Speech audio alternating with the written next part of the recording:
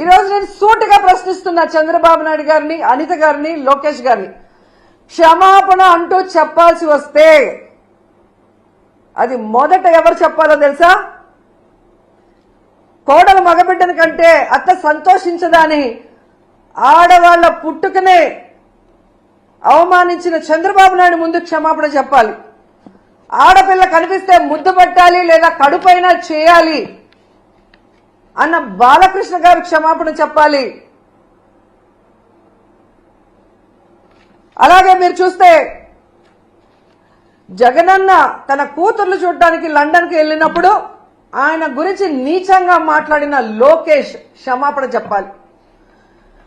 అలాగే భారతమ్మ విజయమ్మ గురించి నిన్న ఎంత ఘోరంగా మాట్లాడారో మీరు చూశారు అనిత గారు, ఆవిడ క్షమాపణ చెప్పాలి. అలాగే నన్ను బండారు సత్యనారాయణ ద్వారా ఎంత దారుణంగా ఎంత బూతులతో మాట్లాడించారో దానికి బండారు సత్యనారాయణ మాట్లాడించిన చంద్రబాబు నాయుడు, లోకేష్ క్షమాపణ చెప్పాలి.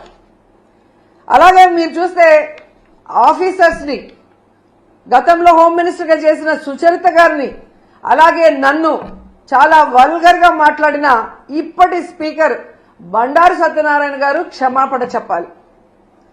అలాగే ఈ మధ్య కాలంలో టీడీపీ ఆఫీస్ నుంచి ఒక సైకో చేబ్రోల్ కిరణ్ అనేవాడు భారతీ మేడం ని ఎంత అసభ్యంగా మాట్లాడారో మీరు అందరూ కూడా గమనించారు. మరి టీడీపీ ఆఫీసులో అతనితో మాట్లాడించిన చంద్రబాబు నాయుడిని, లోకేష్ ని క్షమాపణ చెప్పాలి. వాళ్ళ మీద కేసులు కూడా పెట్టాలి అంత ఘోరంగా మాట్లాడినందుకు. నిన్న మీరు చూస్తే మూర్తి గారి డిబేట్ లో సంబంధమే లేకుండా రేణుకా చౌదరి గారు ఎంత అడ్డదిడ్డంగా మాట్లాడుతుందో మనం గమనించాం. మరి ఆవిడ మీద ఎందుకు కేసు పెట్టలేదు? మూర్తి గారి మీద ఎందుకు కేసు పెట్టలేదు? ఎందుకు బిఆర్ నాయుడు గారు క్షమాపణ చెప్పలేదని నేను అడుగుతున్నాను.